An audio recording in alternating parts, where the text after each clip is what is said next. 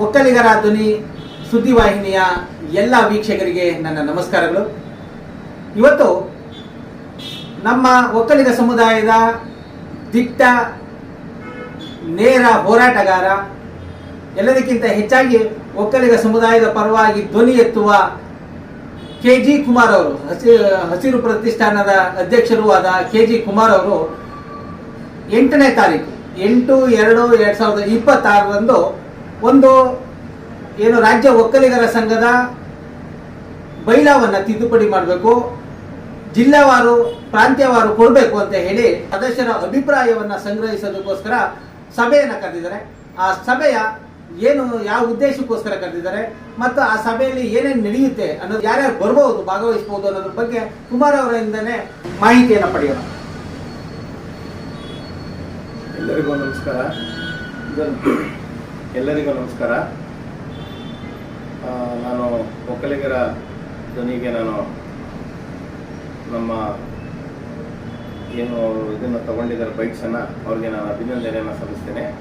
ನಮ್ಮ ಬಾರಿಗೆ ಇದೇ ತಿಂಗಳ ಭಾನುವಾರ 8ನೇ ತಾರೀಕು ಬೆಳಗ್ಗೆ 10:30ರಿಂದ 11 ಗಂಟೆಗೆ ರಾಜ್ಯ ಒಕ್ಕಲಿಗರ ಸಂಘದ ಸದಸ್ಯರು ಬೆಂಗಳೂರು ನಗರ ಜಿಲ್ಲೆ ಮತ್ತು ಬೆಂಗಳೂರು ದಕ್ಷಿಣ ಜಿಲ್ಲೆ, ಉತ್ತರ ಜಿಲ್ಲೆ ಇಲ್ಲಿ ವಾಸ ಮಾಡ್ತಕ್ಕಂಥ ಒಕ್ಕಲಿಗರ ಸಂಘದ ಸದಸ್ಯರುಗಳು ಆ ಸಭೆಗೆ ಬರಬೇಕು ಅಂತೇಳಿ ನಾನು ವಿನಂತಿ ಮಾಡ್ತೀನಿ. ಕಾರಣ ಇಷ್ಟೇ, ರಾಜ್ಯ ಒಕ್ಕಲಿಗರ ಸಂಘದಲ್ಲಿ ಏನು ಹಿಂದೆ ಬೈಲಾ ತಿದ್ದುಪಡಿ ಆಗಿತ್ತು ಅದರಂತೆ ಈಗ ಹಳೇ ಇದನ್ನೇ ನಡೆಸ್ಕೊಂಡು ಬರ್ತಾ ಇದ್ದಾರೆ ರಾಜ್ಯ ಒಕ್ಕಲಿಗರ ಸಂಘ.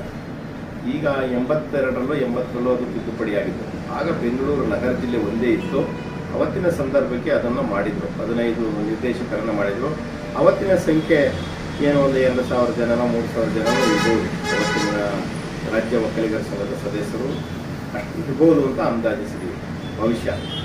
ಆದರೆ ಈಗ ಬೆಂಗಳೂರು ನಗರ ಜಿಲ್ಲೆ ಮತ್ತು ಉತ್ತರ ಜಿಲ್ಲೆ ಮತ್ತು ದಕ್ಷಿಣ ಜಿಲ್ಲೆಯಲ್ಲಿ ಸುಮಾರು 1.5 ಲಕ್ಷಕ್ಕಿಂತ ಹೆಚ್ಚು ಮತದಾರರು ಇವತ್ತು ಸದಸ್ಯರಿದ್ದಾರೆ. ಸೊ ಅದರಿಂದ ಈ 15 ಜನ ನಿರ್ದೇಶಕರಿಂದ ಅದರಲ್ಲಿ ಏನಾಗ್ತಾ ಇದೆ ಅಂದರೆ, ಚುನಾವಣೆಯನ್ನು ನಾವು ಮಾಡಬೇಕು ಅಂತಂದರೆ ಅದು ವ್ಯಾಪ್ತಿ ಭಾಳ ದೊಡ್ಡ ಮಟ್ಟದಲ್ಲಿದೆ.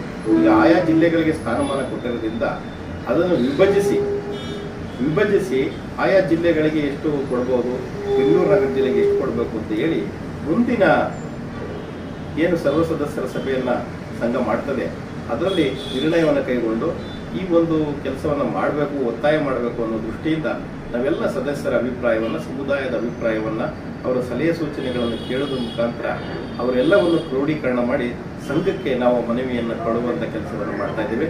ದಯಮಾಡಿ ಅವತ್ತೆಲ್ಲ ಹೆಚ್ಚಿನ ಸಂಖ್ಯೆಯಲ್ಲಿ ಬನ್ನಿ, ತಮ್ಮ ಅಭಿಪ್ರಾಯಗಳನ್ನು, ತಮ್ಮ ಸಲಹೆ ಸೂಚನೆಗಳನ್ನು ನೀಡಬೇಕು ಅಂತೇಳಿ ತಮ್ಮಲ್ಲಿ ನಾನು ವಿನಂತಿ ಮಾಡ್ತೇನೆ. ನಾನು ಕೆಜಿ ಕುಮಾರ್, ಅಧ್ಯಕ್ಷರು, ಹಸಿರು ಪ್ರತಿಷ್ಠಾನ ಮತ್ತು ರಾಜ್ಯ ಒಕ್ಕಲಿಗರ ಕ್ರಿಯಾ ಸಮಿತಿ. ನಮಗೆಲ್ಲರಿಗೂ ಮತ್ತೊಮ್ಮೆ ವಿನಂತಿ ಮಾಡ್ತೀವಿ, ಬೆಂಗಳೂರು ನಗರ ಜಿಲ್ಲೆಯನ್ನು, ಉತ್ತರ ಜಿಲ್ಲೆಯನ್ನು, ದಕ್ಷಿಣ ಜಿಲ್ಲೆಯನ್ನು ಆಯಾ ಜಿಲ್ಲೆಗೆ ಪ್ರಾಮುಖ್ಯತೆಯನ್ನು ಕೊಡಬೇಕು. ವಿಭಜಿಸುವ ಮುಖಾಂತರ ಅದು ಚುನಾವಣಾ ಹೊರೆಯನ್ನು ಕಡಿಮೆ ಮಾಡಬೇಕು.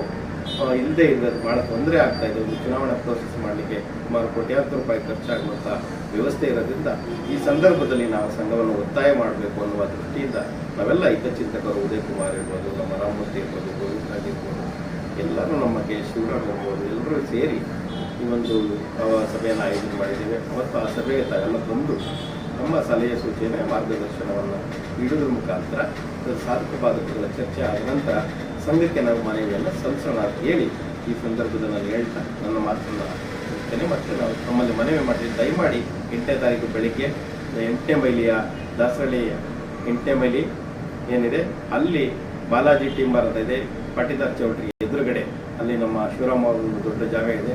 ಆ ಜಾಗದಲ್ಲಿ ಸಭೆ ನಡೀತದೆ. ಆಗಲೇ ಹಲವಾರು ಸಮುದಾಯದ ಸಭೆಗಳನ್ನು ನಾವು ಅಲ್ಲಿ ಮಾಡಿದ್ದೇವೆ. ಅದೇ ಜಾಗದಲ್ಲಿ ಈ ಸಭೆ ನಡೀತದೆ. ದಯಮಾಡಿ ಎಲ್ಲ ಒಂದು 10:30-11 ಗಂಟೆಗೆ ದಯಮಾಡಿ ಸಮುದಾಯದ ಬಂಧುಗಳು ಬನ್ನಿ ಅಂತೇಳಿ ತಮ್ಮಲ್ಲಿ ಕಳಕಳಿಯಾದ ಪ್ರಾರ್ಥನೆಯನ್ನು ಮಾಡ್ತೇವೆ. ಆತ್ಮೀಯ ವೀಕ್ಷಕರೇ ಹಾಗೂ ಒಕ್ಕಲಿಗ ಕುಲಬಾಂಧವರೇ, ತಾವೆಲ್ಲ ಕೆಜಿ ಕುಮಾರ್ ಅವರ ಮಾತನ್ನ ಕೇಳಿಸ್ಕೊಂಡ್ರಲ್ಲ. ಏನು ರಾಜ್ಯ ಒಕ್ಕಲಿಗರ ಸಂಘದ ಸದಸ್ಯರ ಅಭಿಪ್ರಾಯವನ್ನ ಪಡೆದು ಆ ಅಭಿಪ್ರಾಯವನ್ನ ಮಂಡನೆ ಮಾಡೋದಕ್ಕೋಸ್ಕರ ಈ ಒಂದು ಉತ್ತಮವಾದ ಸಭೆಯನ್ನ ಆಯೋಜನೆ ಮಾಡಿದ್ದಾರೆ. ಈ ಸಭೆಗೆ ತಾವು, ತಮ್ಮ ಸ್ನೇಹಿತರು ಎಲ್ಲರೂ ಭಾಗವಹಿಸಿ ತಮ್ಮ ಅಮೂಲ್ಯವಾದ ಸಲಹೆಗಳನ್ನು ನೀಡಬೇಕು ಅಂತ ಹೇಳಿ ಈ ಮೂಲಕ ವಿನಂತಿ ಮಾಡ್ಕೊಳ್ತೀನಿ. ಧನ್ಯವಾದಗಳು.